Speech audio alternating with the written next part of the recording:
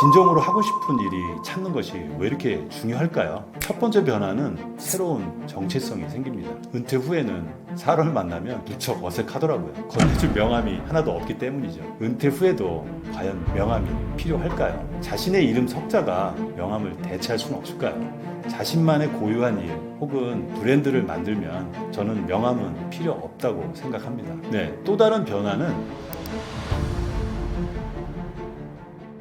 안녕하세요. 떠먹여주는 TV 시청자 여러분, 재미있는 은퇴 전문가 서병철입니다. 저는 대기업 삼성전자, 다국적 기업 ADI 코리아 전무까지 30년 동안 직장 생활을 한 찐 직장인 출신입니다.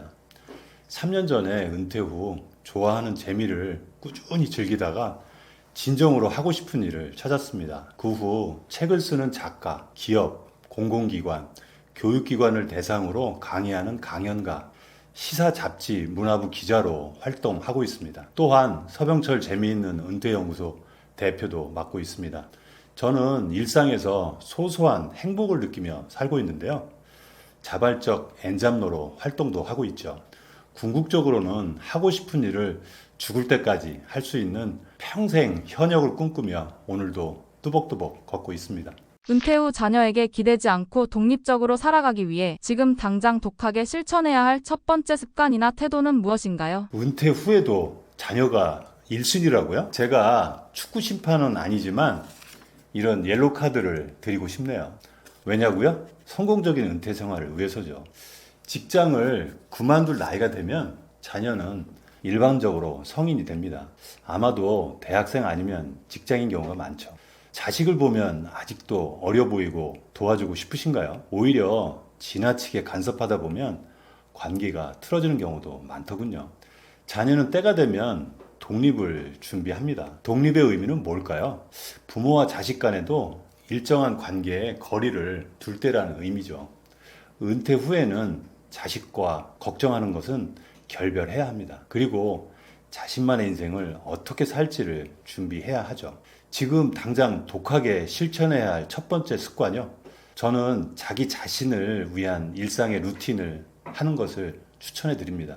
과연 쉬울까요? 은퇴를 하면 느슨해지고 게을러지기 마련이죠. 은퇴 후 하고 싶은 일을 마음대로 즐기실 때 일상의 루틴은 꼭 반드시 만드시기를 권해 드립니다. 좋아하는 재미와 하고 싶은 일을 찾기 위한 특별한 비법이 거기에 숨겨져 있기 때문이죠. 일상의 루틴 중 누구나 실천하기 쉬운 것 하나만 말씀드려볼까요? 요즘 모바일 컨텐츠 OTT가 대세죠.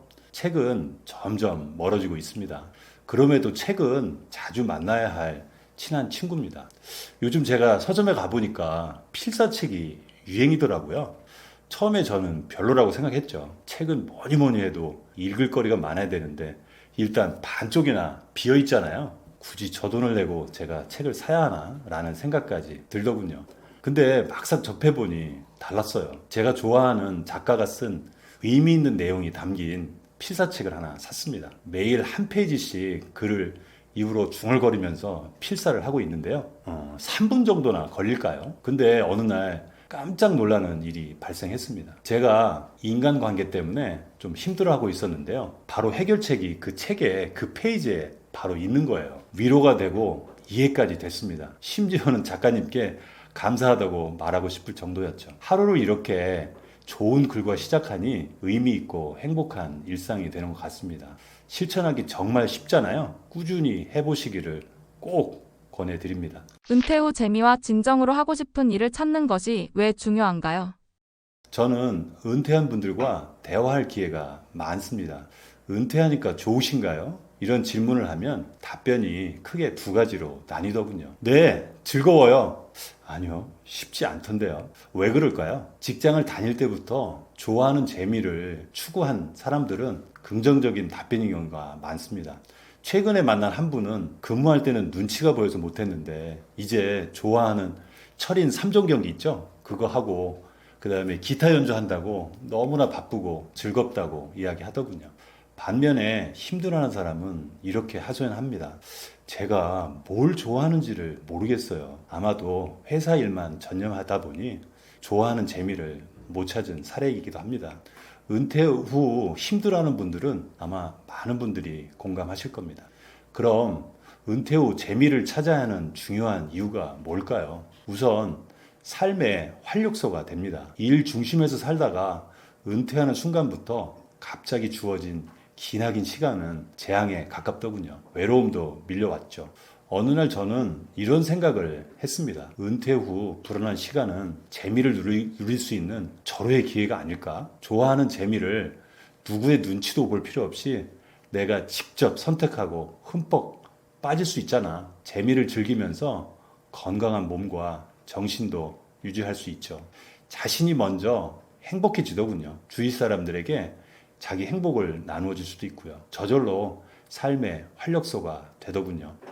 그리고 다양한 사람들과 좋은 관계를 맺을 수 있습니다. 혼자도 좋지만 좋아하는 재미를 유지하려면 관심 있는 동호회에 가입하면 좋습니다. 관심사가 동일하기에 낯선 사람과의 대화도 부담감 없이 편하기만 하죠. 지속적인 모임이 유지가 되면 오래된 친구보다 더 가까운 사이로 발전할 수도 있습니다. 또한 좋아하는 재미가 자신이 하고 싶은 일로 발전할 수 있죠. 좋아하는 재미가 생기면 배우고 싶은 욕구가 강해지더군요. 적극적으로 참여하게 될 수밖에 없습니다. 멘토를 통해서 자기 좋아하는 재미의 레벨을 올리기도 합니다. 근데 지나치게 많은 시도를 동시에 하면 지쳐서 중도에 포기하는 사례도 많습니다. 어느 시점에서는 한 가지에 몰입하는 것이 좋겠죠. 몰입을 하면 좋아하던 취미가 하고 싶은 일로 발전할 수 있는 촉매제 역할도 하기 때문이죠. 몰입을 통해서 꾸준히 시도하면 하고 싶은 일로 발전하게 됩니다. 재미를 찾기만 하면 과연 행복한 인생이 계속 펼쳐질까요? 안타깝게도 인간의 뇌는 공부와 일 외에는 쉽게 질려버립니다. 취미와 여행에 빠져 지내는 기간은 기껏해야 2, 3년 정도죠. 이후에는 이런 삶에 조금씩 실증내는 사람이 많아집니다. 일본 노인 정신의학 전문의 와다 히데키는 이렇게 말합니다. 유사한 경험을 한 저도 격하게 동감하는데요. 은퇴 초반에 저는 회사 일을 하느라 하지 못했던 재미를 즐기니 너무나 행복했습니다. 그러나 그토록 좋아했던 긴 해외여행도 막상 다 끝난 후 마주한 일상은 그리 즐겁지만 않더라고요. 그때 이런 결심을 했습니다. 좋아하는 재미로만 끝나는 것보다 일상에서 꾸준히 시도하면서 하고 싶은 일로 발전시켜보자. 하고 싶은 일을 찾는 것이 중요하다는 것을 깨달은 순간이었죠. 진정으로 하고 싶은 일이 찾는 것이 왜 이렇게 중요할까요? 하고 싶은 일을 선택하는 순간 다음과 같이 삶에 긍정적인 변화가 일어나기 때문입니다. 첫 번째 변화는 새로운 정체성이 생깁니다. 회사 근무할 때 고객 만날 때 늘 명함을 하나씩 챙겨갔습니다. 근데 은퇴 후에는 사람을 만나면 무척 어색하더라고요. 건네줄 명함이 하나도 없기 때문이죠. 물론 만나는 사람이 은퇴자라면 상관이 없지만요. 은퇴 후에도 과연 명함이 필요할까요? 자신의 이름 석자가 명함을 대체할 수는 없을까요? 자신만의 고유한 일 혹은 브랜드를 만들면 저는 명함은 필요 없다고 생각합니다. 이것이 바로 정체성의 변화죠. 단단해진 자신의 표현 방법이 될 수 있습니다. 네, 또 다른 변화는 쓸모있는 존재가 됩니다. 자신이 좋아하는 일을 하면 누군가에게 도움을 줄 수도 있잖아요. 작가는 인쇄를 통해 수입을 올리지만 지인들에게 감사의 표현으로 이런 자기가 직접 서명한 책을 무료로 선물로 줄 수도 있죠. 강연가는 강사료를 받지도 않고 참석자에게 강연을 통해서 용기와 감동을 선사하기도 합니다. 자신이 하고자 해서 선택한 그 일을 통해 세상에 쓸모있는 존재가 된다는 것, 그 자체가 인생의 크나큰 행복이 아닐까요? 끝으로 건강을 유지할 수 있습니다. 장수하는 사람의 비결이 몸을 꾸준히 움직인다고 하잖아요. 은퇴자는 직장이 사라져 갈 곳이 없어 먼저 힘듭니다. 하고 싶은 일을 하게 되면 먼저 갈 곳이 생기죠. 일을 하면 관련된 사람을 만나거나 그러기 위해서 집을 나설 수밖에 없잖아요. 아마 지금 시청하시는 분들도 아마 운동하느라 별도의 시간을 내기가 무척 쉽지 않을 겁니다. 만만치가 않으실 겁니다. 차를 이용하기보단 대중교통을 이용하면 해결이 됩니다. 하루 7,000보 이상 걷게 되더군요. 서 있거나 걷는 양이 많아지면 운동 효과가 배가 됩니다. 하고 싶은 일을 하면서 운동을 통해 신체적, 정신적 건강 두 가지를 모두 얻을 수 있습니다. 인생의 즐거움이 완성이 아니라 만드는 과정에 있다는 말의 의미는 무엇인가요? 네, 지금 시청하시는 분들 중에 직장인도 많으실 것 같아요. 그래서 직장인의 가장 큰 관심사인 연봉 이야기를 먼저 한번 해볼까 합니다. 완성도, 즉 목표 대비 달성한 성과에 따라 연봉 인상폭이 결정되잖아요. 그 결과가 승진에 직접 영향을 미치기도 합니다. 그만큼 완성도가 절대적인 평가 기준이었죠. 그러니 그 완성도를 높이기 위해서 스트레스가 많을 수밖에 없죠. 심하게는 번아웃으로 고생하는 직장인들이 점점 늘기도 합니다. 근데 문제는 중간에 무슨 과정을 거쳤는지 물어보는 사람조차 하나도 없습니다. 하지만 은퇴 후에는 자신이 하고자 하는 일의 완성도에 대한 평가가 없습니다. 당연히 마감 기한도 없고요. 누군가에 의해서 목표가 주어지는 것이 아니라 본인 스스로 하고 싶은 일을 정할 수 있죠. 완성보다 과정이 중요함을 깨달았던 저의 경험을 하나 소개해 드리고자 합니다. 참고로 저는 36년간 공학도로 살았습니다. 글쓰기를 한 번도 해본 적이 없습니다. 이런 왕초보가 어떻게 기획 출판에 성공하게 되었을까요? 바로 과정을 통해서 배우고 성장했기 때문입니다. 먼저 저는 은퇴를 주제로 정한 후 관련 서적 한 60여 권을 집중적으로 읽었습니다. 중요한 것에 빨간색으로 줄을 치면서 열심히 읽었죠. 다음 단계로 줄친 내용을 엑셀 시트로 잘 정리를 해서 한 다음에 원고를 쓰기 시작했습니다. 근데 얼마 지나지 않아 이런 생각이 들더군요. 내가 지금 하고 있는 것이 맞나? 강한 의구심이 들었습니다. 심지어는 나흘 동안 한 글자도 쓰지 못하면서 몹시 괴로움에 시달리기도 했습니다. 이런 시행착오를 겪은 후에 신기한 일이 하나 벌어졌습니다. 알람을 맞추지도 않았는데 저절로 눈이 떠진 겁니다. 일어나자마자 책상 앞에 앉아 글을 쓰기 시작하는 거예요. 어떻게 보면 일상의 루틴이 된 거죠. 이후 9개월 만에 제가 원고가 완성이 되었는데요. 어떻게 이런 힘든 과정을 극복했냐고요?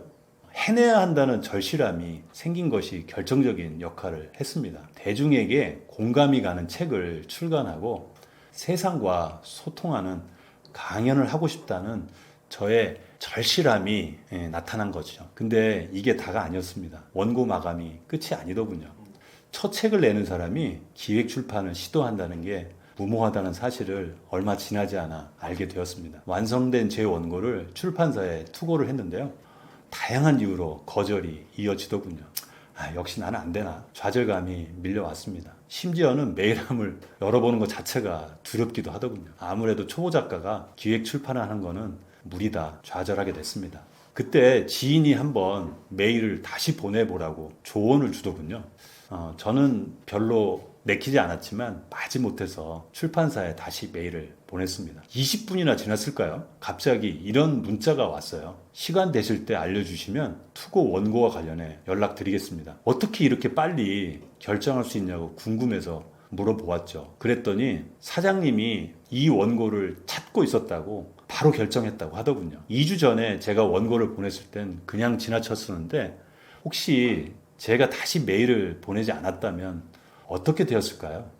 시도하기도 어렵지만 한 번 시도 후 좋지 않은 결과가 나오더라도 시도하고 또 시도하면 반드시 성공할 수 있다는 교훈을 이 과정을 통해서 제가 절실하게 깨닫게 되었습니다.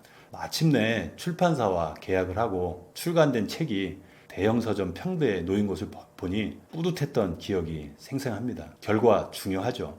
그것을 이루는 과정에서 더 큰 가치를 지닐 때가 많습니다. 결과만을 추구하면 과정을 등한시하면서 더 나은 방법을 발견하지 못할 수도 있고요. 또한 더 나은 성장의 기회를 잃어버릴 수도 있죠. 결과를 추구하되 만드는 과정에서 의미와 가치를 놓치지 않아야 하는 이유가 바로 여기에 있습니다. 은퇴 후 해야 할 일과 하고 싶은 일의 차이는 무엇이며 실제로 어떻게 구분할 수 있을까요? 어떤 분들이 많이 혼동하시는 개념인 것 같아요. 그래서 다시 한번 제가 강조하고 싶은데요. 제가 생각하는 해야 할 일은 자기와 가족 생계를 위한 일을 총칭한다고 생각합니다. 여기 회사 사장님도 있으시겠지만 아무래도 대부분은 한 직장에 소속되어 일하고 있다고 생각합니다. 직장은 아시겠지만 제한된 나이가 되면 언젠가는 어쩔 수 없이 떠나야 합니다. 물론 퇴직 나이 이전에 그만두는 경우가 더 많은 것이 지금 심각한 현실이죠. 혹시 직업의 정확한 뜻을 아시나요? 자기 적성과 능력에 따라 일정한 기간 계속하여 종사하는 일을 말하는데요. 직업은 직장을 떠나서도 독립해서 얼마든지 일할 수 있죠. 하고 싶은 일을 통해 자신만의 행복한 삶을 위해 직장이 아닌 직업을 찾아야 하는 명확한 이유입니다.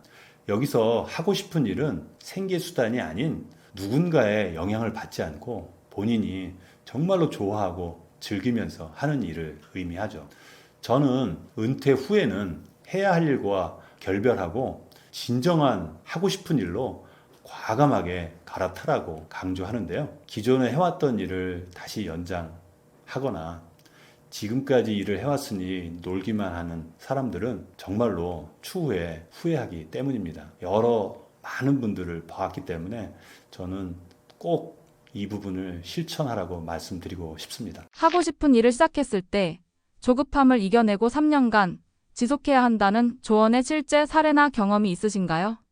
3년은 힘들 거예요. 3년 전인데요. 제가 영국 여행할 때 영국 현지인 집에 초청을 받은 적이 있었습니다. 제가 은퇴를 했다고 했더니 제가 이런 질문을 하나 던지고 싶었어요. 이유가 그분이 유명한 컨설턴트 출신이었습니다. 어떻게 은퇴 후에 제가 어떻게 살아야 할까요? 근데 그분은 3년은 힘들 거예요. 이렇게 대답을 하신 거예요. 솔직히 그 당시에는 뭔가 함축된 것 같은데 무슨 의미인지 사실은 물어보지는 못했습니다. 그 후 왜 3년이라고 답변했는지 물어볼 기회가 있었는데요. 이렇게 답변을 하시더군요. 나도 은퇴 후 기존 일을 잊어버리고 새로운 것을 찾아 삶의 동기와 패턴을 수정하는데 3년 정도 걸렸죠. 저도 이제서야 3년이라는 의미를 명확하게 이해하게 될 수 있었습니다. 전문가가 되기 위해서는 최소한 1만 시간의 훈련이 필요하다고 말하죠. 1만 시간은 아시겠지만 매일 3시간씩 훈련할 때 10년이 걸린다는 계산이 나옵니다. 이에 작가 조시 카우프만은 1만 시간은 최고의 전문가를 만들기 위한 시간이다. 일반인에겐 맞지 않는다. 반박을 하더라고요.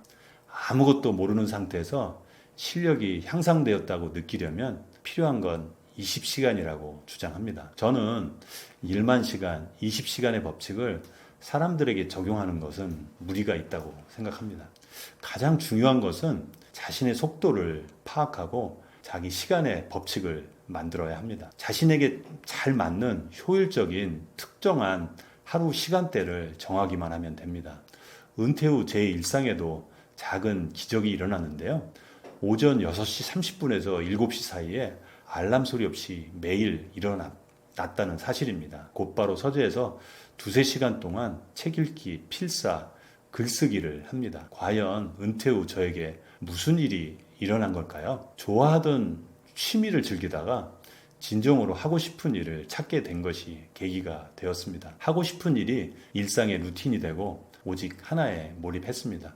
자기 시간의 법칙을 정하고 꾸준히 실천했더니 원하던 책을 출간하게 된 것이죠. 책 출간을 계기로 부족한 저에게 기회를 주신 고마운 분들이 많아졌고요. 방송과 강연이라는 새로운 샛길에 도전하게 됐습니다. 은퇴 후 하고 싶은 일을 3년간 꾸준히 지속한 그 결과입니다. 이제 책, 강연, 방송, 기고 등을 통해서 세상과 소통하면서 재미있는 은퇴 전문가 땡땡땡이라는 브랜드가 조금씩 만들어지고 있는 느낌입니다. 하고 싶은 일을 할 때 오직 하나에 몰입해야만 성과가 난다는 점에서 몰입을 방해하는 요소와 극복 방법은 무엇일까요? 강연 잘 하실 것 같은데 한번 연락하세요. 처음 본 K 컨설팅 회사 사장으로부터 러브콜을 받은 적이 있습니다. 은퇴 후에 이런 제안을 받아보신 적 있으시면 잘 아실 텐데요.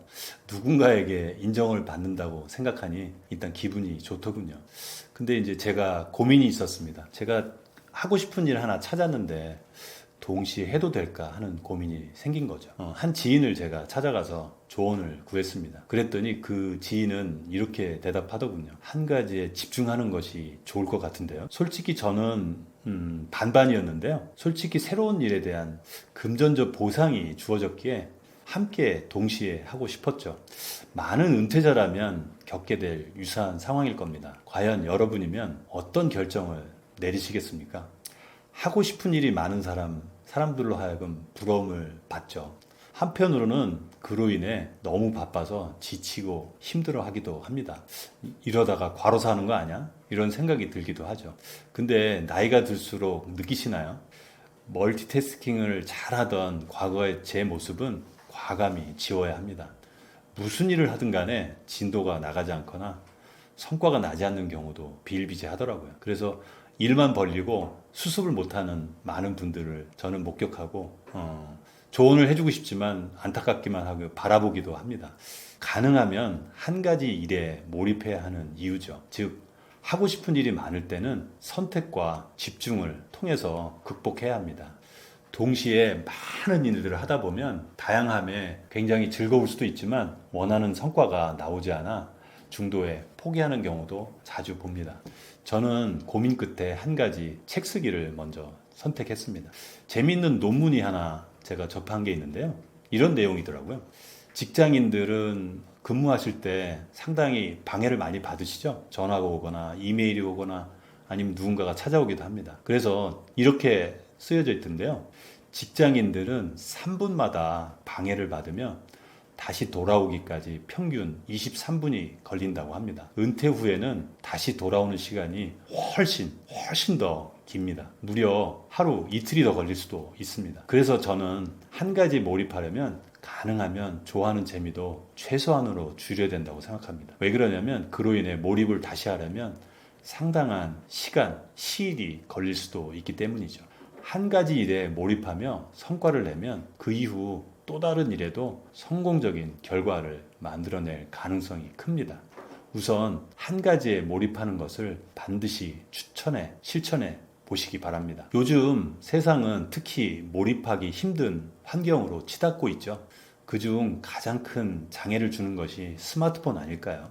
어떤 분이 이런 재밌는 여행을 기획하고 있는 것을 제가 보았는데요. 스마트폰 없이 세계 여행을 기획하던데요. 저는 이렇게 조언했습니다. 안 된다. 불가능하다. 모든 예약을 하려면 스마트폰 없이는 예약을 할 수 없는 상황이 됐습니다. 그만큼 너무나 많은 정보를 얻고 활용하는 고마운 존재이기도 하죠. 하지만 손에서 떠나지 않고 계속 쳐다보는 스마트폰은 몰입이 절교해야 할 친구이기도 합니다. 문제는 현실적으로 헤어질 수 없다는 게 문제죠. 현실적인 대안으로 일에 몰입할 때만이라도 잠시 만나지 않는 친구로 여기면 어떨지요? 은퇴 후 자유시간을 활용해 자신의 세계를 개척하는 구체적인 방법에는 어떤 것들이 있을까요? 당신의 인생은 당신이 하루 종일 무슨 생각을 하는지에 달려있다라는 말이 있습니다. 은퇴 후 삶도 매일 일상에서 무슨 생각을 하고 무엇을 실천했는지가 아마 중요할 겁니다. 세상에서 제일 공평한 것이 우리 시간이라고 하잖아요. 누군가에게 돈처럼 소중한데 또 누군가에겐 너무나 긴 하루가 고통이더군요. 일이 있을 때는 가야 할 직장이 있기에 자기만의 시간이 부족해서 달리 방법이 없었죠. 은퇴 후 주어진 자유 시간을 어떻게 온전하게 활용하느냐, 은퇴의 성공 여부를 좌우합니다. 그럼 소중한 자유 시간을 활용해 자신의 세계를 개척하려면 먼저 자신에게 3가지 질문을 던져야 합니다. 가장 좋아했던 것이 무엇인지 먼저 물어보면 좋습니다. 나머지 현재 좋아하는 것 중 가장 애착이 가는 것이 무엇인지, 앞으로 하고 싶은 것이 무엇인지 스스로에게 질문해야 합니다. 지금까지 이런 질문에 대해 깊이 생각해 보신 적이 있으신가요? 아마도 대답하기 어려운 것이 당연합니다. 그렇다면 생각에 그치지 마시고 글로 한번 써보는 것은 어떨까요? 글은 이상한 마력이 있어요. 솔직하게 드러내는 그런 마력이 있죠. 이 문제는 남에게 의존할 수도 없고 자기 스스로 풀어내야 합니다. 그 답을 찾는 과정에서 그동안 소홀했던 자신의 세계를 찾을 수도 있고요. 또한 고이든 아니면 실수로든 상관없이 정도가 아닌 새길로, 그 다음에 둘레길로도 빠져봐야 합니다. 사람은 누구나 편안하고 안정적인 삶을 추구하고 좋아하죠. 정도만을 많이 걷습니다. 늘 하던 패턴대로 사는 사람은 새로움에 접근도 하지 않으려고 합니다. 그래서 늘 가던 길로 동일하게 출근하고 퇴근하는 사람들도 제법 많습니다. 주말마다 건강을 위해서 등산하는 사람으로 인산인해잖아요. 봄, 가을엔 특히요. 산에 가면 의뢰 나는 정상 정복할 거야 라고 생각하는 사람들이 많습니다. 그러나 정상이 아닌 둘레길도 있죠. 힘들지 않게 가면서 자연을 오래 보면서 더 즐길 수도 있고요. 함께 간 사람과 편안하다 보니 길이 마음에 있는 이야기를 나누면서 더 가까워지는 경우도 있더군요. 또한 샛길도 있습니다.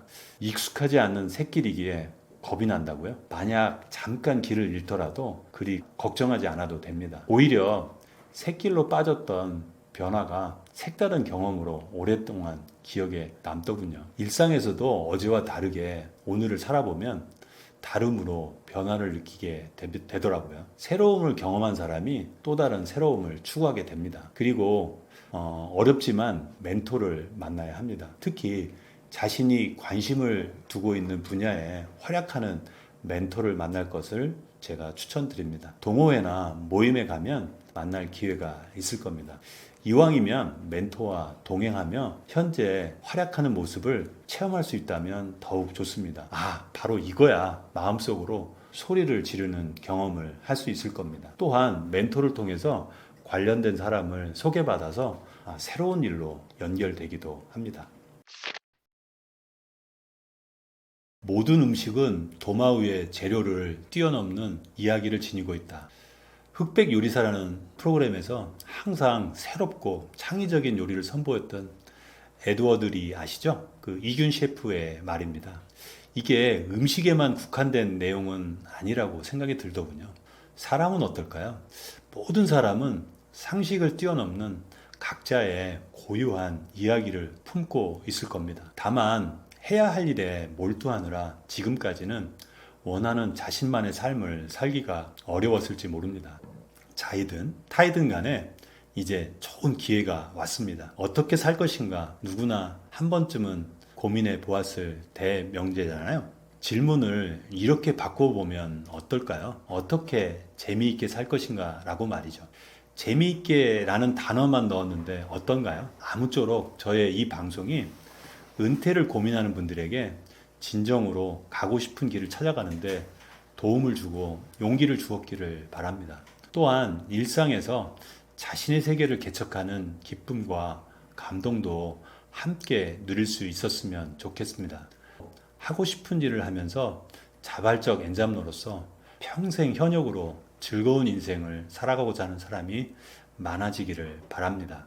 끝으로 제가 오늘 다 못다한 이야기는 은퇴 후에는 재미있게 살기로 결심했다라는 책에 내용이 많이 들어가 있기 때문에 혹시 이 내용을 보셔도 되고요. 그동안에 이제 촬영했던 유튜브라든지 EBS TV 평생학교에도 프로그램이 있으니까 그 부분에 대해서 시청을 해주시면 감사하겠습니다. 오늘 시청해주신 많은 분들께 다시 한번 감사 인사드립니다.